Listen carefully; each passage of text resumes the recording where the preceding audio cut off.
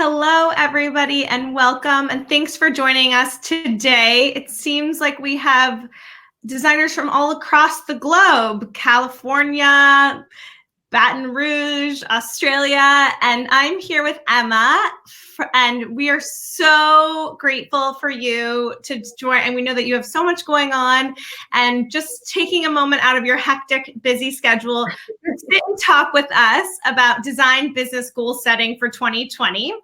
And for those of you who don't know me, my name is Risa Eldon. I'm here on behalf of Ivy, which is a business management tool for home design professionals to help you streamline your business, create purchase orders, time tracking, kind of all of the ins and outs of everything that you need to do to run a successful design business, and helping you kind of centralize everything in one place. So today we have a really fun kind of online panel style Q&A for Emma. And if you have questions, we want all of your questions. So I have some questions because I've gotten to know Emma, and I have great questions that we're going to be covering, but we definitely want to make sure that we get your questions as well. So just a little bit of housekeeping. If you have a question, the best place to ask your question is under the Ask a Question button. I think it would be just to your left where it says Ask a Question. And then obviously I see some of you chatting, and that chat box is more for technical issues or anything of those sorts, or introducing yourselves. Definitely make sure that you are on Chrome, because that's the best way to connect in this Crowdcast session. And for those of you who have already been asking, this session will be recorded and you can watch this at any time. But it's always more fun live because then we get to answer your questions live. So before we get started, Emma, you're going to be doing most of the talking today, I promise. I just want to introduce a little bit of Emma's background with those of you who are not familiar with her. Emma, and I'm actually going to read this because I have not memorized it today. Too much going on for the holiday here in the States. Emma is an interior stylist and decorator working in Sydney, Australia. She is also a best-selling author of 2 interior decorating books, Home and Keeping House. If you don't have a copy, you should. She is also a creative stylist for large corporate events, working in residential interior decorating, but takes on a handful of commercial jobs each year. Offering a wide variety of services to her clients. And even, I think you have, or maybe I'm making this up, Emma, some projects overseas as well. Did I make that up? Or you just... Yeah. Okay, awesome. And it seems like we have enough people that are live now. There's a lot of people joining us. Trust me, you won't be missing anything. This session will be recorded. And we are going to be covering a lot of really juicy stuff today, starting from your business model, kind of why you charge what you charge and how you got there. And then kind of the business necessities, legalities, insurance, making sure you're paying yourself, and accounting, the not so sexy parts of the business, but very necessary parts of the business. And then setting up client expectations, knowing when to hire, finding your niche, and obviously at the end, we will talk about how to set realistic, achievable goals for 2020. And then at the end, I will make sure to answer all your questions. So are you guys ready to get started? Great. Okay. And everybody can see in here, if you have any issues, just feel free to pop that into the chat box with technical issues, and under Ask a Question, that's where you can ask any questions that you have for Emma. All right, Emma, so let's get down to business. Your business model. I know most of you in the audience have different business models, especially even if you're joining from the US or Australia or the UK, and that's why we are here today. We want to understand what has worked for you, Emma, what hasn't worked, so that our community can really make smart decisions on how to propel their business forward. So Emma, can you tell us a little bit about how you set up your business and how it has evolved up until today? Sure. So firstly, hello, everyone. I think you just spoke for nearly 5 minutes. Yes, seriously. I love it. So basically, I did a business degree when I finished school. And so I think that helped me significantly when it came time to starting the business, because I already had a lot of that ingrained throughout my university studies. So I think a lot of it I ended up doing just kind of on autopilot and didn't really stop and think about it as much as some of the students that I mentor, because they're coming at it from more of a creative background and then trying to work out the business side. Whereas for me, I had the business side relatively stitched up and then just had to implement the creative side. So for me, it was more of a case of, well, let's just jump in and see how this works. And then I've just tweaked it over, I think it'll be 9 years in February next year since I started the business. And I started off part-time. I didn't start off full-time. So I was trying to incorporate the business model into a part-time job. And then whatever free time I had on the side was dedicated to running the business. So yeah, because I was fitting it into my week where I was working Monday, Tuesday, Wednesday, I had Thursday, Friday free. And I actually think, this is going to sound bad, but I actually think I was more productive when I had a part-time job, because I knew that those 2 days were so precious and I had to get certain things done because I wasn't going to have a chance to do them until the following Thursday, or I'd have to work over the weekend. So now I'm a little bit more loose with my schedule because I'm like, I can do it tomorrow, or I'll do it on Friday. Like I'm a little bit worse about that. I think I was much better when I had a job. And how did you set up, when you say you had that part-time, so you only had Thursdays and Fridays, were you billing out to your clients hourly, or how did you structure your projects? Yeah, I still do hourly. So I do consultation fee for the first time that we meet, and then I do an hourly rate from there. Okay. With commercial, I quote upfront as more of a whole package. But with residential, it's a bit more loose. So you do tend to kind of have to go with the flow. But generally, I still do hourly. I've never done cost per square meter. And I have done packages here and there, but mostly I stick to hourly because then I know that my time's being covered. Yeah. And that's a big one. And I used to run a design firm, and I feel like a lot of designers hate tracking hourly. So, and I always say, until you get to a point where you feel like you know how long something's going to take, and depending on what service you're doing, you offer a wide variety of services. Whereas if you're in construction and you estimate exactly your cost per square meter, as you say, that's why I was laughing, because we say per square foot.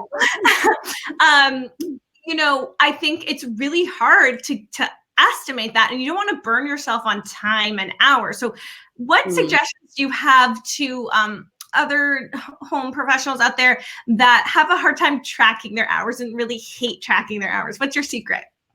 Yeah, I hate it too, and I don't really have a system. I generally just have to go back. I always track my time with the client. So when I'm face-to-face with a client, that goes straight into my calendar, and I CC my assistant in that, so she knows how long I spent with that client, and then she's got a document that she tracks my one-on-one time. But when I'm actually doing design work at the computer, then I'm pretty slack about it. I should be better at it, but I'm not. But I think because I've had enough experience now, I kind of know how long rooms are going to take me, and so I end up just guessing up front, just what we all estimate up front how long it's going to be, but I don't track minute by minute. I'll do it in chunks. Like I do prefer to design in one hit rather than kind of coming back to 6 different projects throughout the week. I'll sit down and focus on a certain project at a time, which then does help you with the estimation of hours as well. Yeah, and I like that idea because I feel like a lot of what you do requires a lot of focus, and every day there's emails, there's text messages, there's all these things coming at you, distracting you from your design time. So I think that's really interesting that you said you were more productive when you had kind of those 2 days. I actually did a panel with a designer here in the States, and she said she has kids, and so she's really prioritized her time and her work-life balance, where she's only in the office 3 days, and she's been able to scale and grow her team so that there's work happening when she's not actually physically in the office. But I think it's really interesting because it forces you to really hunker down, not get distracted with the social media or posting on your business Instagram, or not get caught up in all the back and forth between the emails and vendors needing this. That's something that you can delegate to your assistant. We'll definitely Yes. talk about delegating, because I know that you have an assistant that even works remote, and that's worked really well for you. But I definitely think I like your idea, and the takeaway there is to focus on one thing at a time. And even though that sounds really basic, we just need to remind ourselves to do that, because your brain power, I'm not a designer, so you're the designer, your brain power to be able to focus on one thing is so important. And then you're going to be producing better results for your clients.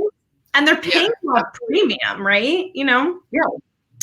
So one other thing, I don't know if you started using it yet, but that I found in a lot of designers I talk to is tracking your time via an app.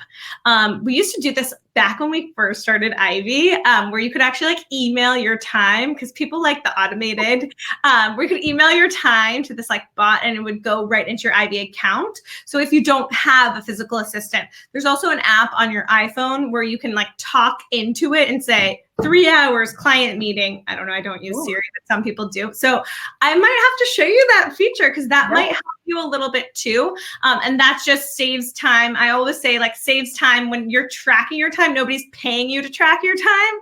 And so many designers are up till 2 o'clock in the morning doing their invoicing, trying to remember how much time. So I think that either the idea that you said is emailing out, like if you have an assistant, or using some sort of time tracking app so that you know that all of your time is being accounted for.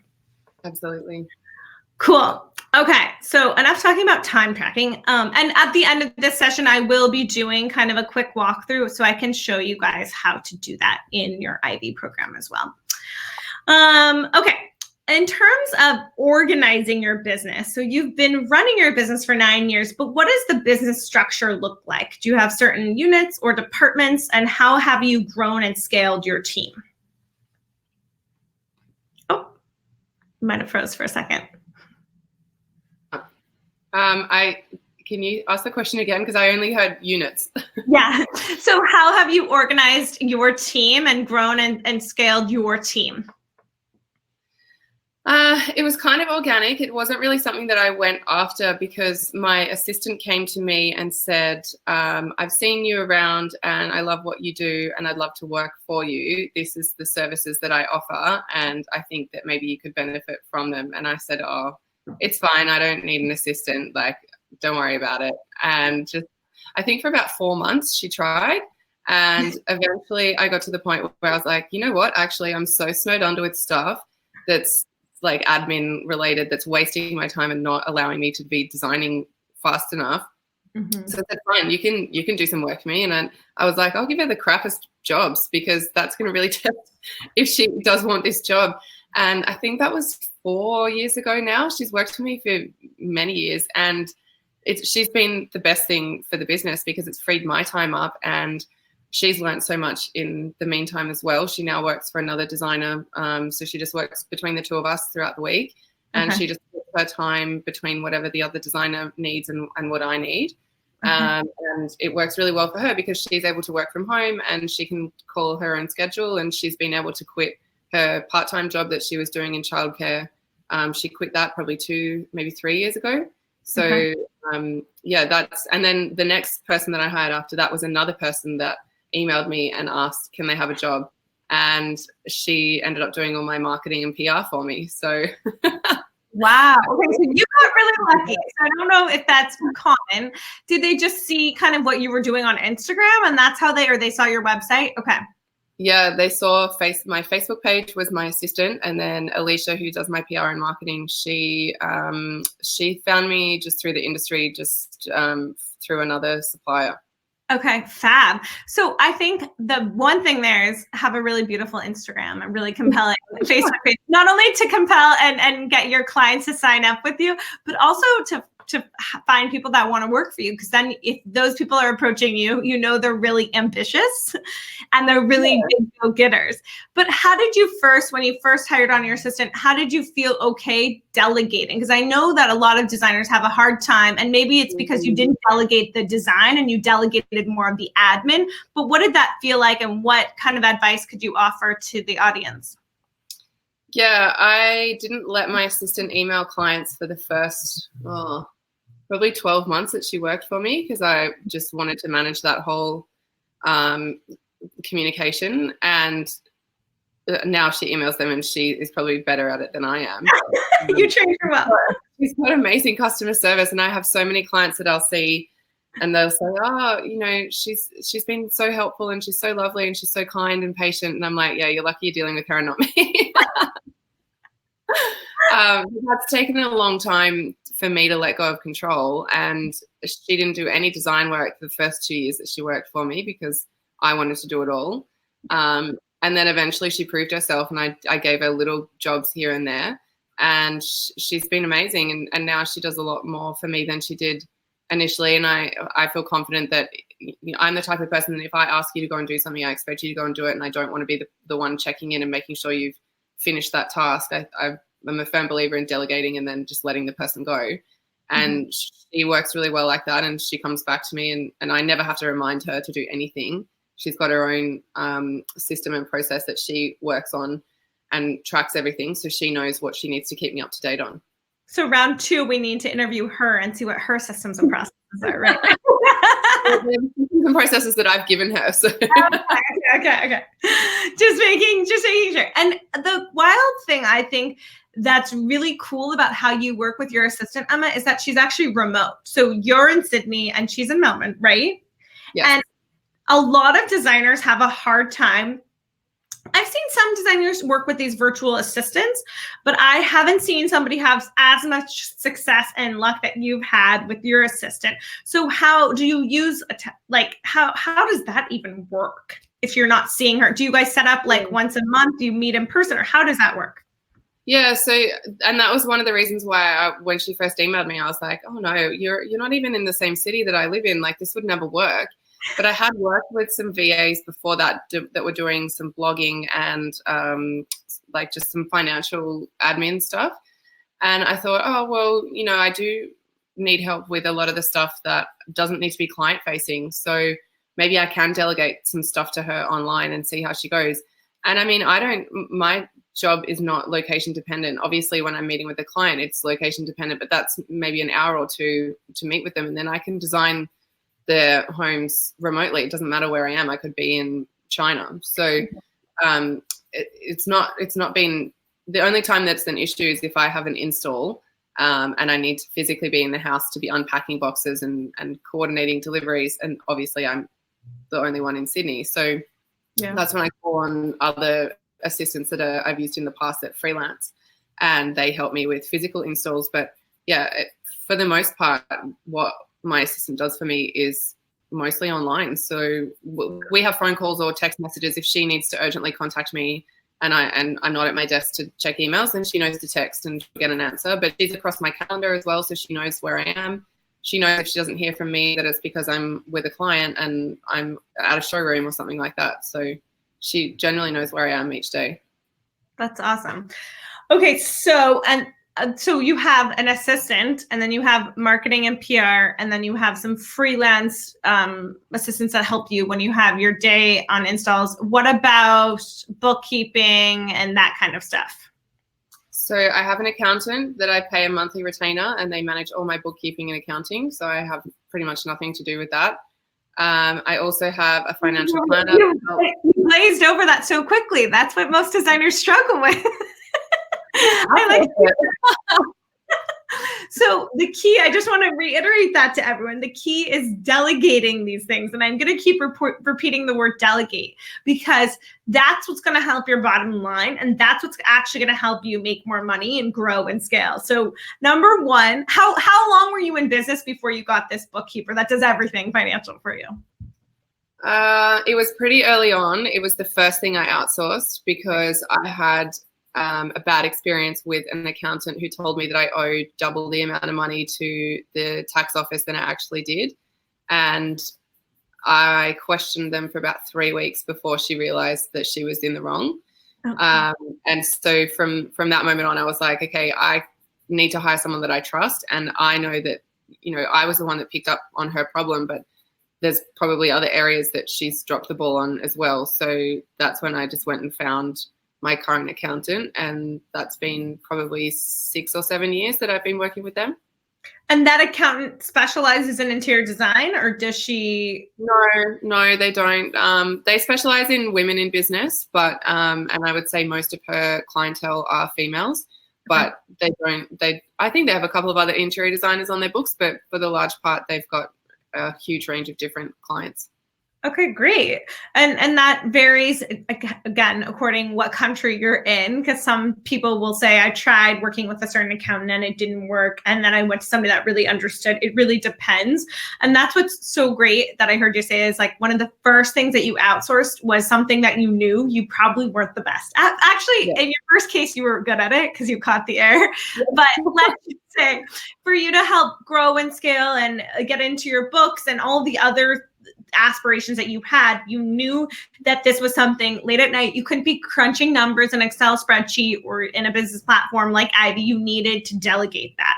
So I think that's a really important takeaway, and not to be scared. Sometimes I see designers that are actually scared to incur expenses. Whereas if you're spending, let's just throw a number out there. Let's say $500 a month, maybe it's $1,000 a month, whatever it is.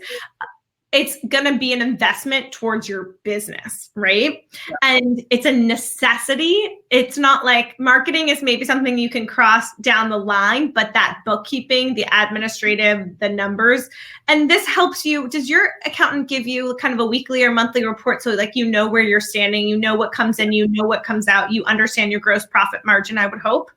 Yes, I get that at the start of every month. We run through that, and then I have probably 2 or 3 face-to-face meetings with them per year where we run through everything in much more detail, and we do a tax planning session as well before tax time. So we can say, you know, you need to like do this to minimize your tax, or do that, or buy certain assets or depreciation, all that kind of stuff.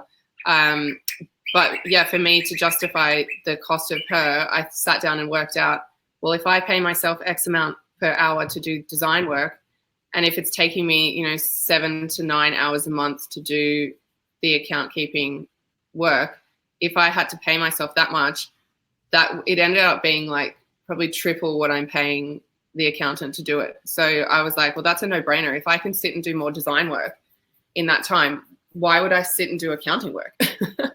And this is why I love the thought process, because I think every designer should put a price on put a value on this, your time and your services. And when you put it down in a simple thing, exactly like you said, it's a no-brainer. Why would you spend that time when you outsource? Exactly. Okay. And I want to sit down and do the design work. I don't want to sit down and do the accounting work. So, and I'm sure that's the case for pretty much everyone else watching this, unless you're also an accountant on the side. Exactly. Now, do you do all of your own renderings and that kind of stuff too? Or do you outsource that as well? Yep, I outsource all of that. I've got 2 different people that I use for that. And again, that came down to the fact that I pay them probably 1/3 of what I charge per hour. So again, why would I sit there and do that when someone else can do it for 1/3 of the price? And then my tasks are very focused on doing the design work and dealing with the clients. And that's what and then selling yourself so that you can get more clients, right? Because at the end of the day, so many designers don't look at themselves when they go to these meetings with their clients as, wow, this is a sales experience. Like I actually have to package myself up and package my brand so that I can go out and do the business development and get the clients. And then you figured out every other kind of facet in your business where you can outsource and still make money. And if you look at any traditional business, I don't know why designers feel like they're different than any traditional business. That's how that's how a business works. So you went to business school, but did you also go to design school as well, Emma? No, I didn't. I didn't study interior design. I ended up working in my first job for an interior designer that needed marketing help and for someone to run her online boutique furniture store. And then I ended up doing like admin and assistant work for her design projects and learned everything on the job. So I never formally studied interior design at all. Got it. Got it. That makes sense. And then exactly like I know a question just came in, and this is really interesting. And I hear a lot of designers talk about this. When you're first starting out, it's expensive to start up a business. And I don't know if you learned this at business school, but sometimes they say you should have X amount of dollars to start out your business. I heard you say, and just to that person that was asking the question just now, that you actually were working another part-time job, and that was probably your basis. But did you have, when you knew you wanted to start your own business, did you save up money for the business costs up front, or what did that process look like for you? So I was 24 when I started the business, and I'd saved $1,000 to create the website, and that was it. So now when I do my coaching with interior design students or clients that want to start their own business or have got partway through starting their business, I'm very strict around, don't quit your day job if you haven't already saved the money, because the minute that you start relying on the business to earn an income, if you've done that when you're not fully prepared, you're putting way too much pressure on the business, and it's not going to work out, or you're going to have to find another way for another source of income, because you won't be able to pay yourself immediately from, starting the business from scratch, because there's so many hidden costs along the way. And I know you have also interviewed my lawyer, Dari. Yeah. On the webinar before, and she and I talk about this all the time. We see people starting businesses and they ignore the legal side, and I think that's like the biggest thing that they ignore, yet it's one of the most important things that's going to help protect you and save you money in the long run, because if something goes wrong, you need to be protected, and if you're not protected, then the cost of doing the legal work is significantly more. So either save up front before you go out on your own, or stay in your day job and do bit by bit and break it down into smaller segments that you can do over a short, give yourself a goal to have it set up, but don't just jump into it blind like I did when I was 24. But you bring up such an interesting point, and this is something that I actually squeezed into my questions today, because the business necessities, the legalities, the insurance, the paying yourself, all of that is really important. And I see so many like business dispute questions pop up in our Ivy Facebook groups, whether it's the US one or the Australian version, and you kind of answered the question yourself, but my question was really like, can you tell us if you've been in a situation where you wish you had a lawyer? And I think there's so many designers that like will just get a contract from somebody else, fill in the information. And Dari and I had this, that is, and not invest in their business. But like you said, the single most first important thing, your book, I don't even know which comes first, you could tell us, but the bookkeeper, the accountant, and the legal, like having somebody actually that's a lawyer with a degree review your contract. Tell us your experience with that. Yeah, I think because I was so young and I was just kind of distracted working full-time, I was full-time initially and then went part-time after I started the business. I didn't, and I also kind of just was naively thinking, that legal problems are something that big businesses have. That's not something that I will have a problem with, because I wasn't starting the business and taking it as seriously. I was starting it as more of a hobby to just do mostly e-decorating on the side, because I was hoping that I could just do remote online work and not have to physically be present, because I was still working 5 days a week. And so it was more like I hired the bookkeeper after I got burnt by the first accountant. Then I hired the lawyer after I fell into some issues with a contract. And then it's been a knock-on effect from there. But obviously in the last few years, I've been more proactive about making sure that I'm protected. And like Dari's amazing. She always front foots so much legal work with me and says, you need to be covered for this, you need to be covered for that, or go and talk to Jason, who's my insurance broker, and make sure that you're covered for this project that you've started working on that's slightly different to ones that you've done before. So now I've got my pool of contacts that they know my business inside out because they've worked with me for so long. And I've referred other designers to them as well. So now they've had more experience with other interior designers. And so they know that, someone else has seen a similar issue before. So they've said to me, well, you need to be protected in this way so that if this went wrong, you're covered for that. It's a constant evolution, right? Isn't it crazy? Like, never perfect from the start. You have to keep, and your business changes. Like my services have changed since day one to now. I don't do anywhere near as much online design work as I did in the beginning. Now everyone wants to see me in their home. So that comes with other issues as well, because obviously I'm needing to have public liability by going into their homes and hosting events and workshops and that sort of thing. So other things crop up along the way that you need to be prepared for.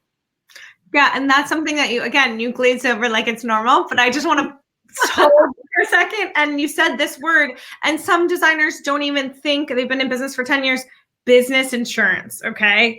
It is so vital. You're in a totally different country than I am. I know some of the rules here because I used to run a design firm in the States, but you're in Australia and you still need a lawyer, business insurance, and accountant. It's the same game. So I would say your number one goal for 2020, if you're listening to this, you don't have a lawyer, you don't have business insurance, you're not paying yourself every month, you don't have an accountant that understands your business. Those would be your right? Those would be your top 4 things to get. But those are the things we just want to help you protect yourself, right? And because I've spoken to so many designers and you've worked with so many designers, there's a lot of stuff that can happen when you're in somebody's home. It's their private space. Interior design is a luxury service, right? So you never know what kind of crazy you're going to deal with. And the most loving way I say that, because you see people with a lot of money that then will turn around and sue you for XYZ because they were unhappy with the paint color, even though they agreed to it. Anything can happen. And the bottom line here is just protect yourself. Yeah. Right? Okay. So now that we've got the basics down, we can talk about more exciting things. And I really want to talk a little bit about product procurement. And I actually don't know how you run this in your business. I don't remember. I know we've talked about it before, but obviously one of the ways designers make a healthy gross profit margin is by charging a markup or purchase fee on product. Do you integrate this into your fee structure, or how does that work for you? I don't so much as outline it because it's different, because trade prices are different for each supplier, and you have to meet certain minimums to access certain suppliers' trade pricing. So it can vary. So it's hard to put a blanket kind of package on it. But I source from wholesale interior design suppliers as well as sourcing from retail interior design suppliers too. So it just is dependent on the project and what the client needs, and also the location of the client as well, because some of my suppliers are located in, Melbourne, Brisbane, Gold Coast. And then if I've got clients in Brisbane, but the products are in Melbourne, then I know that if I'm sourcing from that supplier, the shipping costs are significantly higher. So if there's someone else in a closer city, then I would use them over using the Melbourne supplier. So that comes into it as well. And I mean, it's just a case by case for every single client that I work with and what their budget and what their needs are. Got it. But you do, and again, I know some designers here locally that they implement a product procurement, but again, it's not like a certain percentage. It's case by case basis. And again, you have to check with your lawyer and how you phrase it in your contract. And in different states, even here, you can do some things that you can't do in other states, and with tax and I can't even talk, with tax and all of that kind of stuff. But the idea is that you are building wholesale accounts with your vendors, and part of your business model does incorporate a purchase fee on products, and that's a good way to be able to outsource. And it's funny because I look at some people and I've talked to them and they're like, well, I can't afford to pay somebody, but these are all parts of your overhead and your business expenses and part of your structure of how you make money as a designer. I've seen some people, and I don't know if this is common where you are, but they just give the discount away to their client and they only charge an hourly fee. So it's kind of like they're giving away some of their services for free, I think. And then they've got to make up for that by getting more clients on board, which is more marketing and taking you away from doing what you're really good at, which is designing. So that's the other side of it that you've got to consider. And also for me, the justification of having my assistant is, well, she's doing all the ordering and invoicing for the client's products. So I know that if I've marked the cost of the products up, that's covering her time and more. So I don't have to do the ordering bit to try and save on admin fees, because I know that I've costed that into the price of the product. And so, if she's working, then she's working because I'm making money. Exactly. It helps. It helps everybody. It go around for everybody, right? And that's the idea of that business cycle. Somebody did have an interesting question here, which I think comes up a lot when you're adding product procurement fees, product purchasing fees, however you want to phrase it. How do you deal with the fact that consumers can access online product by themselves to save the money of buying it through a designer? I always price check everything. So, and that's probably from my background as a buyer, because after I was working for the interior designer, I went into working as an online buyer for an online homeware store. And we were a flash sale site, like you guys have One Kings Lane. Yeah. And it was the same business model as that. So all of those products are obviously on sale. They're not sold at the recommended retail price. So every time I was pricing products to sell on the website, I would have to have another window open where I would type the product name into Google and search if it was on any other stores at whatever price they were listed at. I then either had to price match it or beat that price. So I think from 6 years of being an online buyer, it was ingrained into me that, and that's just second nature now. I'll just search the product name, and if it's online, then I either match it or try and go a bit lower to make sure that I secure the sale. And also check their shipping as well, because a lot of them offer free shipping. And then I'd need to match that if I wanted to be competitive.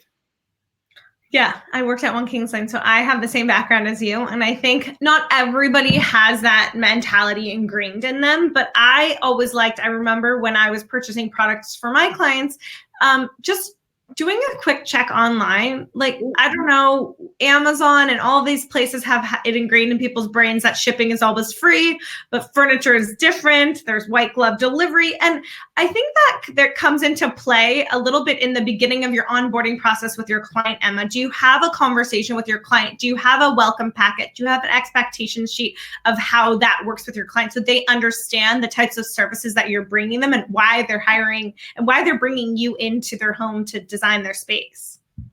Yeah, and I've had a lot of clients turn around and say, oh, but Temple & Webster offers free shipping, so why can't the supplier offer that on top of the discount that they've already got off the retail price?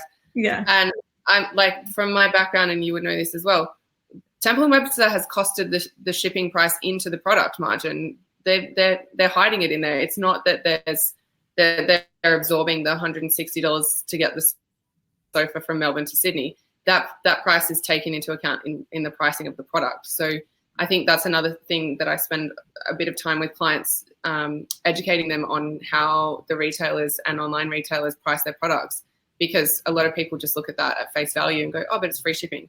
But it's not free. Nothing's free in this world. You're paying for it somewhere. Yeah. You just got to find out where.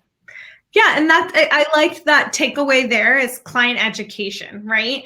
It's just like if you're a builder and you're remodeling a client's home, they need to know what the experience is going to be like up front.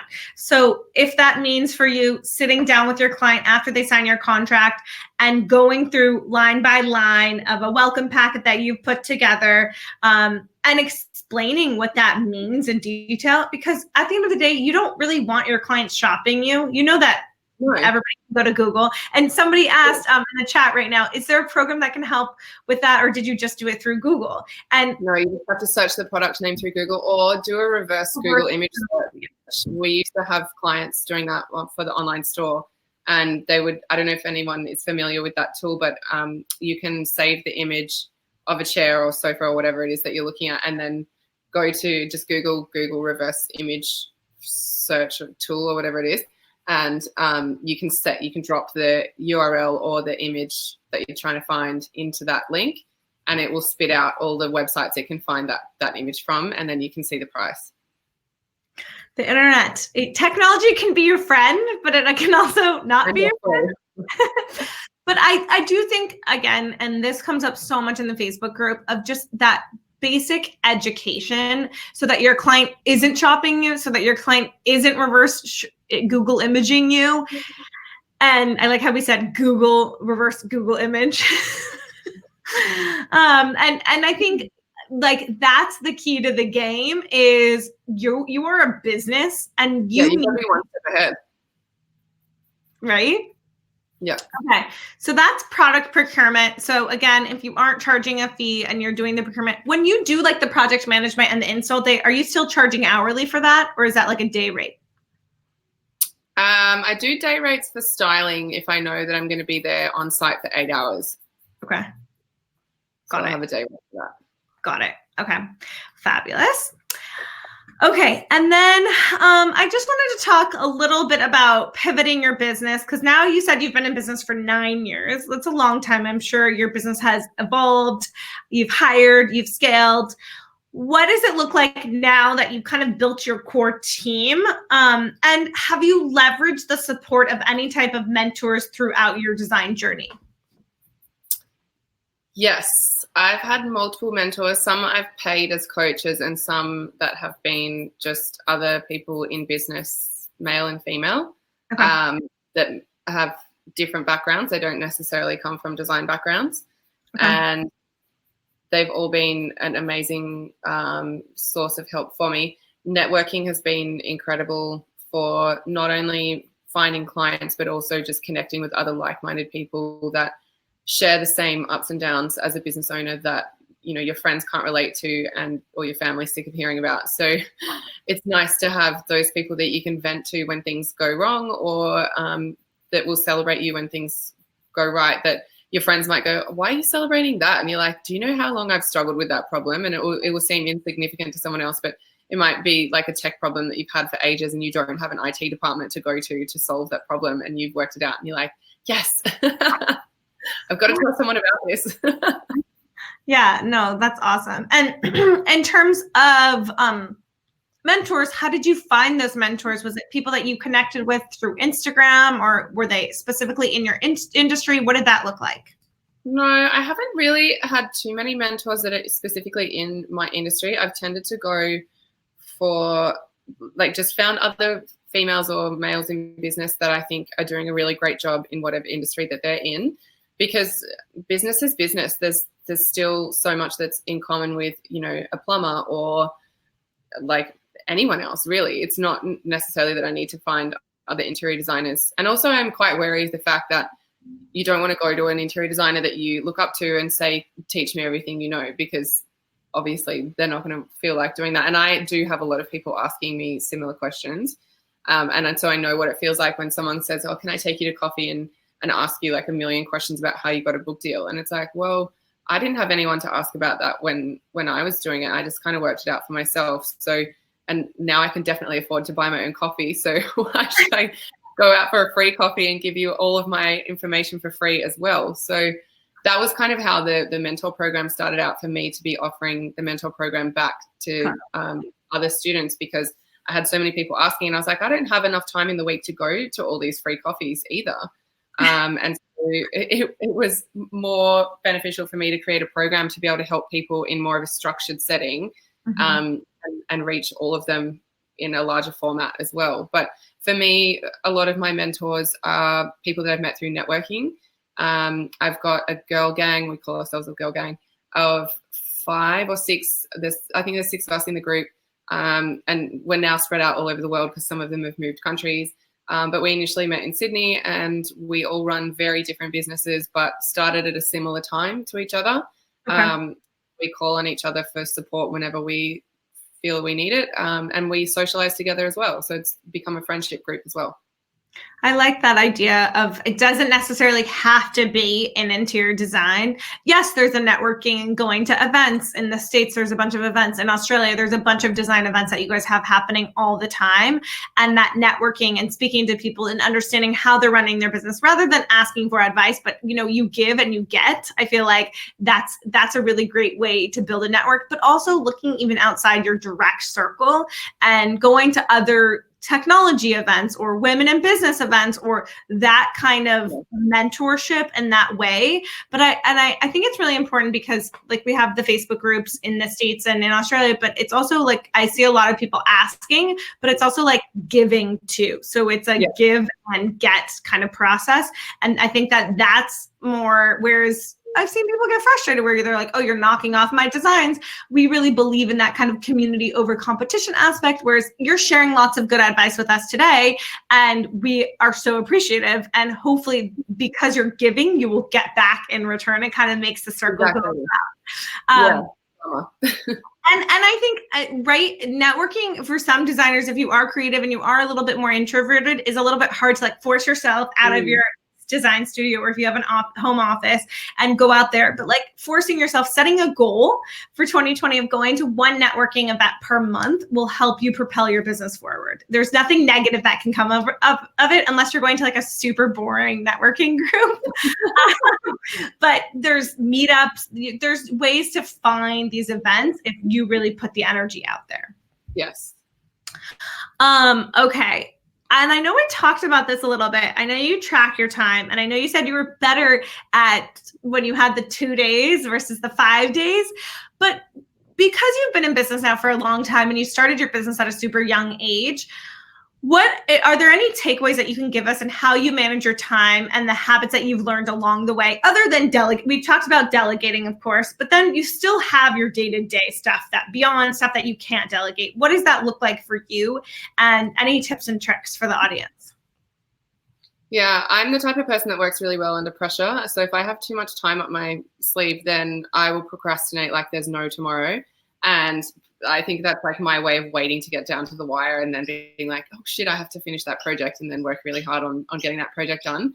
If I have too much time, I just waste it. So I schedule my meetings pretty close together. So and a lot of my friends say, you're crazy, you work like ridiculously hard, but I think I have to do it that way. Otherwise I'm not motivated to get it done. So I do a lot in the business because I've got the event styling, and obviously events is time dependent. So, you know, the event's going to start at this time. So I've got up until that very moment to get it ready. Whereas with a client design project, I generally say allow 2 weeks for the design work to happen. And if I get to the end of the 2 weeks and need a little bit more time, then generally my clients are quite flexible and they're like, yeah, no worries, that's fine. Send it to me after the weekend kind of thing. So it's interesting the way that I've done it now that I've been working in the business full time for 3 years is I will schedule it so that I am really jam packed with stuff that then forces me to kind of get a bit more motivated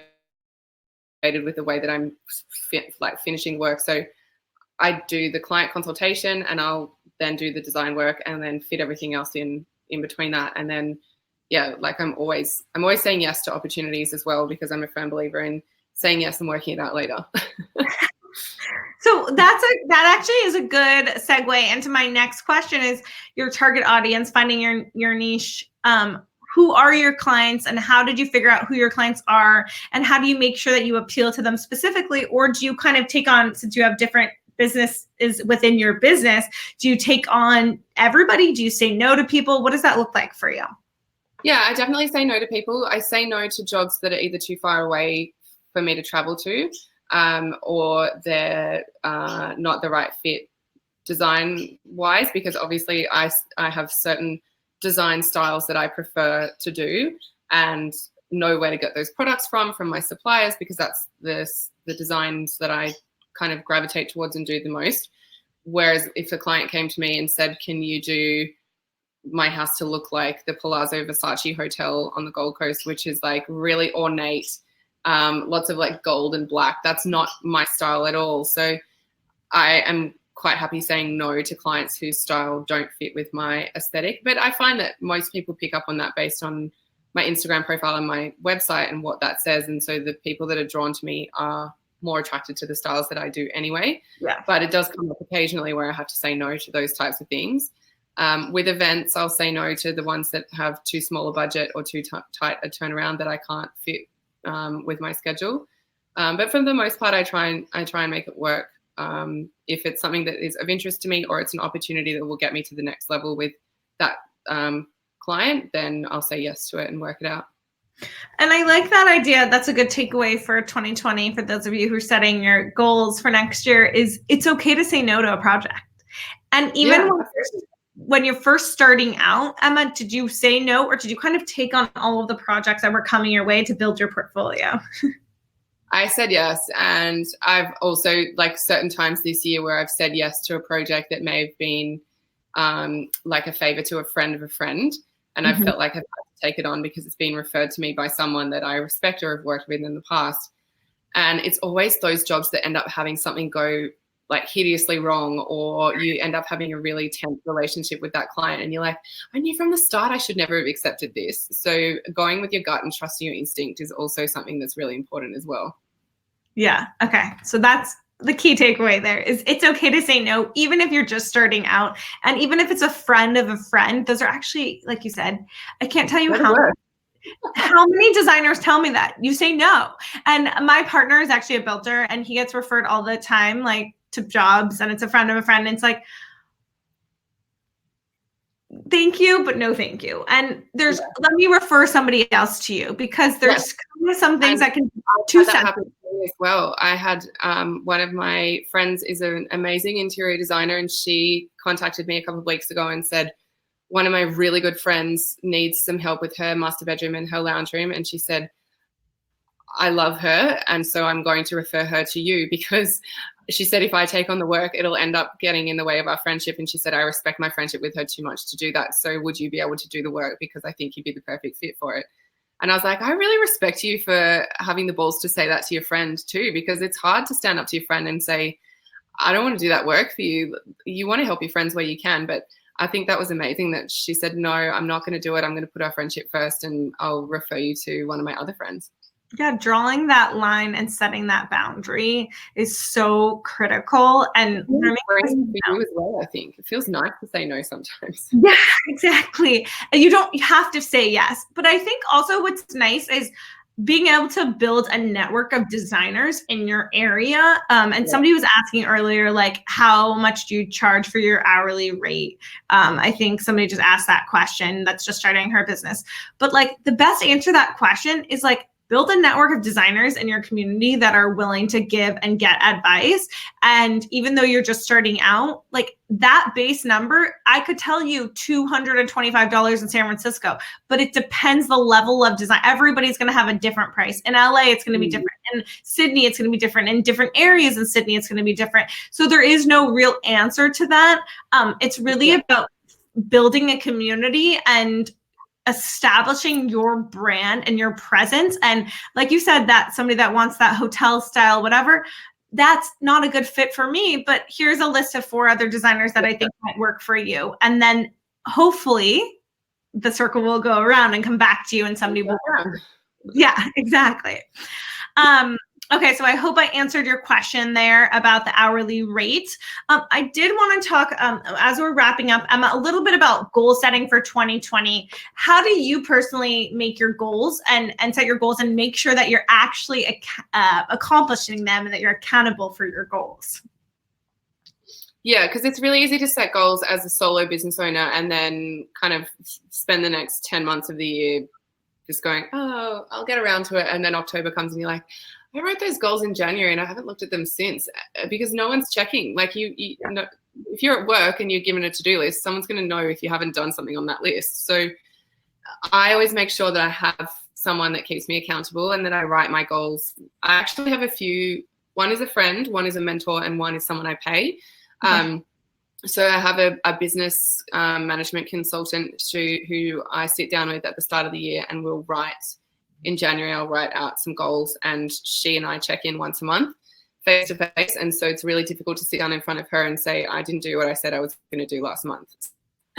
I'm the type of person that needs to be held accountable. Otherwise, I will just go away and like forget about it. If it's a client that's asked me to do something, I will do it because I know that I have to do it for the client. If it's something I've said I'm going to do, then quite often I will just not do it. Unless I'm really motivated or there's like a dollar sign at the end or there's some kind of reward for doing it, I can easily get away with not doing it, and I will. Well, it's because you know yourself, right? You know that you're a procrastinator and that you won't hold yourself accountable unless there's a dollar sign. And if no one's affected by my decision either, then if I'm the only one that I'm letting down, then I'm way more okay with that than letting someone else down. So I've got another mentor who I work with once a month. We call it a CEO day, where we sit and work together on our businesses. She runs a completely different business. It's still creative, but it's not interior design. And we don't do any design work. We literally just sit and work on stuff that we want to develop within the business. So she keeps me accountable. And then I've also got another friend of mine who I went to uni with, and we both have like a vision kind of day where we map out what the year looks like and have more personal goals in there as well as business. Mm-hmm. Okay, that makes sense. So setting the goals, holding yourself accountable. What's a realistic number of goals that you would set for yourself for 2020? Like 10 goals, 20 goals? No, I do it in categories. So I break it down into like personal and business. And then within personal, I'll have like, travel, finances, whatever. And then within business, there's obviously financial. That's a huge part of it, and making sure I'm reaching those targets. And then I'll have actual, when you say your business, do you set actual like numbers of like, this is where I want to be? Yes. Oh, okay. Yeah. And it's also the passcode to my phone. So every time I go into my phone, I'm reiterating that. So that's right. I love this. And I was like, that's amazing, because you can write a number down and then just like put it on a Post-it note and never see it again. Yeah. Whereas if you are seeing it constantly, then you are reminded, oh yeah, that's right, that's what I was going to do this year, and also then you're keeping yourself accountable to it as well. So I do that for financial. I then do like how many clients I want to work with that year in order to reach that goal. If there's anything that's been bugging me from the previous year that I want to change. So for me, changing some of the wording on my website and service offerings, that will get changed at some stage next year. Marketing, PR, assistants, like I'll also have goals for what I want my assistant to do if there's anything I want her to take over. Outsourcing to other interior designers for some design work that I do as well. When I had the book, that was always a goal that was included to make sure I was hitting my word count. And what else? There's probably other areas as well, but I do it in categories rather than like goal 1, goal 2, goal 3.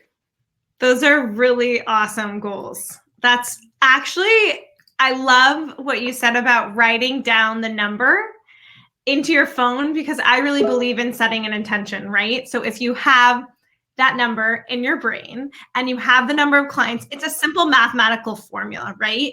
And I think what happens is designers get so wrapped up in their day-to-day that they forget to write these things down. And then it's the end of the year, it's Q3, and you're like, oh crap. Yeah. But holding yourself accountable, finding, even if you want to find a friend at first and you maybe can't afford to pay a business coach, and then you guys set up monthly meetings and you touch base on your goals, or you have your fun, okay, let's write our goals together. And then every month you're meeting, that is a sign of holding yourself accountable and actually achieving your goal.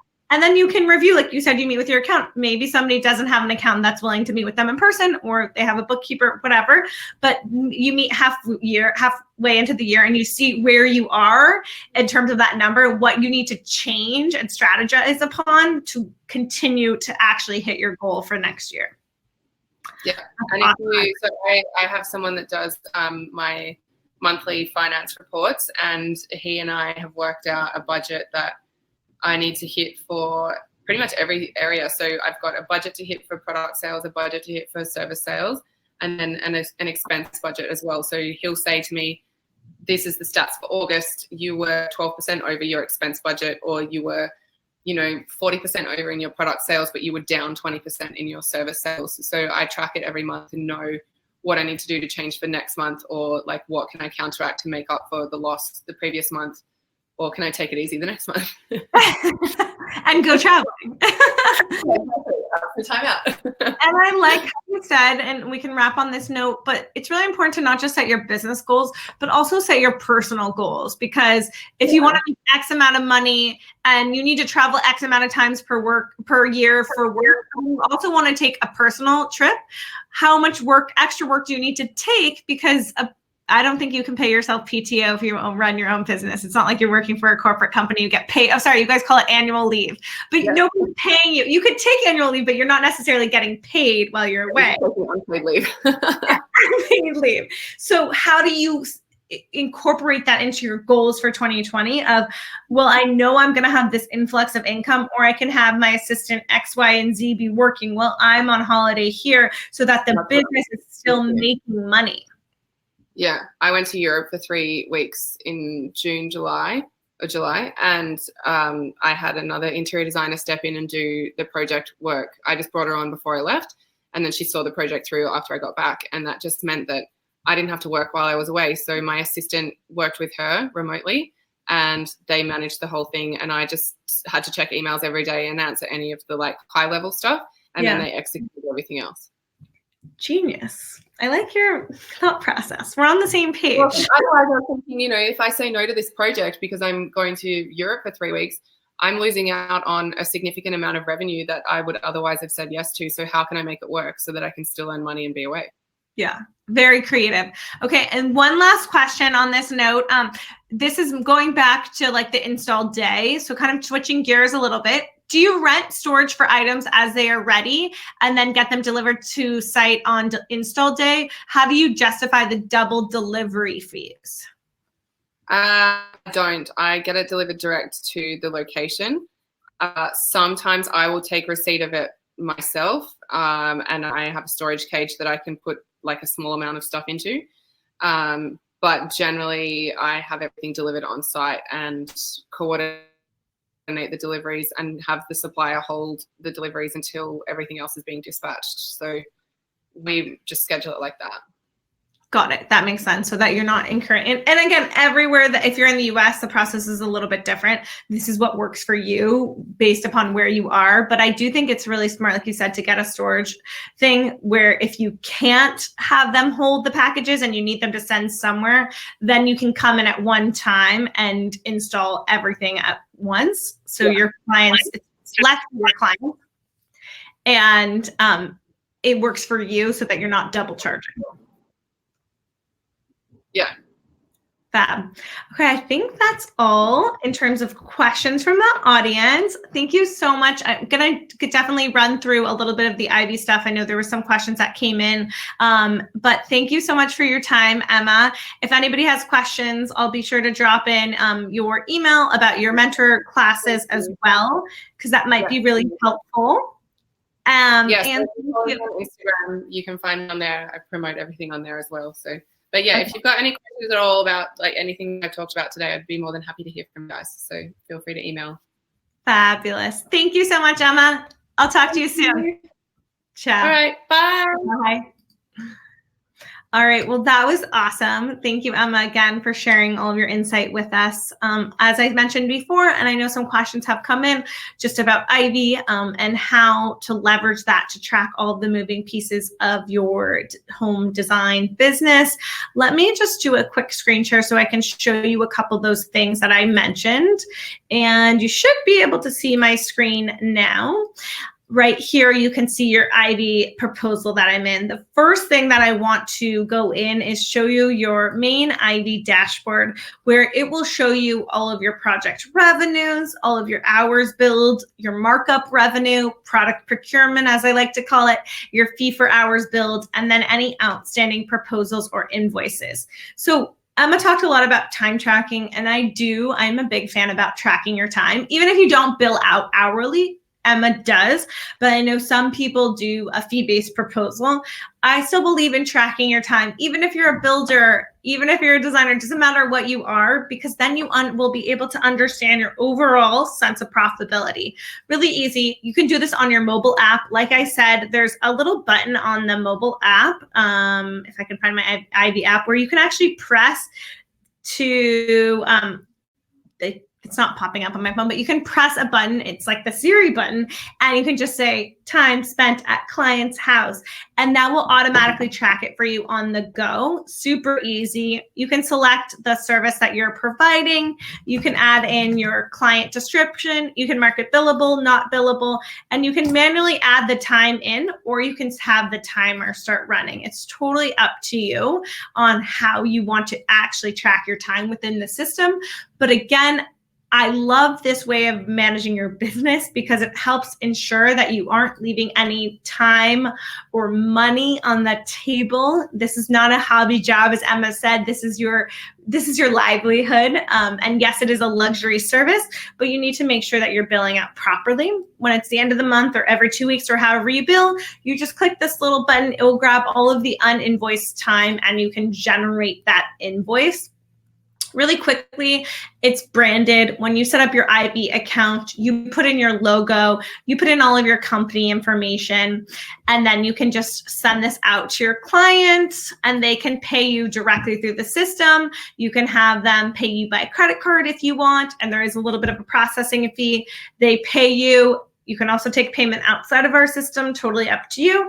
The money goes right into your bank account, or if you get a check, you can log that check payment too, and then you are done. So you don't have to stay up till 2 o'clock in the morning doing your invoicing anymore. No need for that.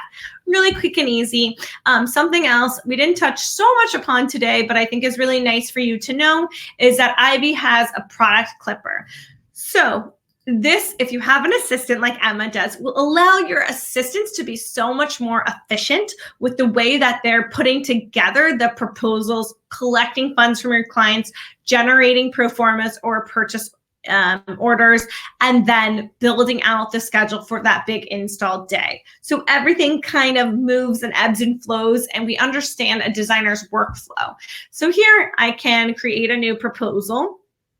And I can go to my supplier's website. Let's say I'm right here on my GlobeWest and I want to buy this table for my client. You click this little IB leaf. It's an extension on your Chrome browser. And you just click the button right here. It allows you, you can even click it in the alternate images here. See how I'm clipping these different images here.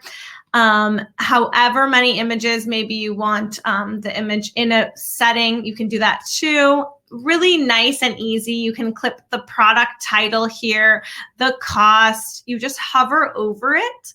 And let's say the cost was $27.60 and that was the retail price. You can actually put in the MSRP here, $27.60. And then I can say that my client's price was $2,000, and then the client can see you, and you can see that you are, and again, it depends how you want to mark this up or how you don't. Let's say the MSRP, what makes more sense is $3,000, and I'm marking it at $2,700. Let's say $2,800, then you can see that I'm making a profit of $40. So it does the math for you. That's the important part that I'm trying to iterate here. You can also put in your own product title.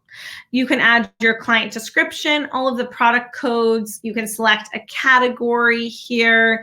You can select your supplier as well. If I don't have the supplier, I can add the supplier in.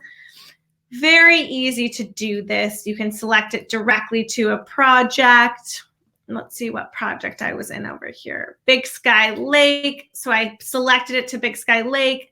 I can add it to a room, and then I can add the SKU, the dimensions, all of the details very easily so that I can add that in to my IB account. It saves in your product library, so then I can actually access that as many times as I want. So let's go right here, and we can add that directly to our proposal. Very easy. And then I can see all of my other products that I've already specified. Maybe those are the chairs for my dining table, and maybe this is a light that I'm going to use. And you don't have to just be sourcing products like furniture. You can do tile, plumbing, bathtubs, grout color, you name it, paint color, kind of everything in here. And what I love about this is you can actually see how much money you're making on this proposal before you send it out to your clients. So I can also allow my clients to view the markup percentage, approve per line item. Maybe you want them to see the markup. Again, maybe you want to be transparent, maybe you don't. And then the client will, this is what it looks like on the client's end. When they click in, they can see the item nice and big. And you can see with the alternate images, it looks really professional. And then you can generate your own custom tear sheets as well. So if I click view tear sheets right here, it just takes a moment. And then IB essentially creates your presentation for your clients. So that saves you a lot of time. As Emma said, time is money. She has a really good thought process around it and quantifying your time that you're spending on things and making sure that everything that you're doing, that you're making money. So this is a big cost savings here. Ivy automatically makes these beautiful tear sheets for you that you can email to your clients, and then you can send them the pro forma purchase order, and then you can send that directly to your supplier. Ivy also gives you a schedule, a calendar, so that you can map out that schedule for your clients, and you know that everybody's on your same page.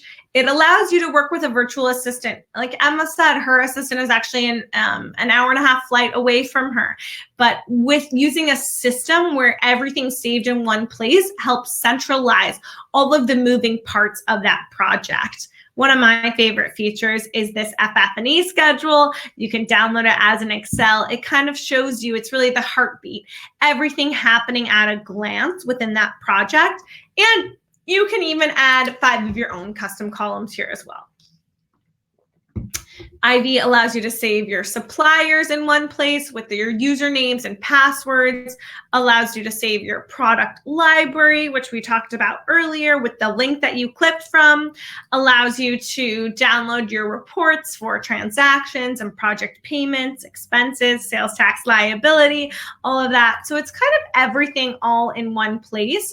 And you get access to our Ivy community, our Facebook group, any of our industry webinars that we've done. You get access to all of that. You also get a dedicated Ivy account manager. So once you sign up, you get an activation call to kind of walk you through the platform, show you how it works. And then we're all about sharing. Like I said, you can get access to other designers' contracts. Again, I always recommend getting them reviewed by a lawyer, but that helps you create the basis of your contract or see what other designers are doing. And again, I think it's really important, like Emma said, to network and also build your own kind of mentor group as well. So that's all I have for you on Ivy. Let me go ahead and stop sharing my screen right here so that I can come back and see if anybody has any other questions. You can also go ahead, I know some of you had some questions, and you can go ahead and schedule a one-on-one consultation by clicking that green button right there. And we will make sure that you have Emma's Instagram handle as well so that you can follow her on Instagram. Make sure you're following Ivy on Instagram as well. And thank you all for joining us today. Super, super powerful feedback. Happy to share my email as well if you have more questions from me. And thank you so much. Have a great day, and we'll talk to you soon.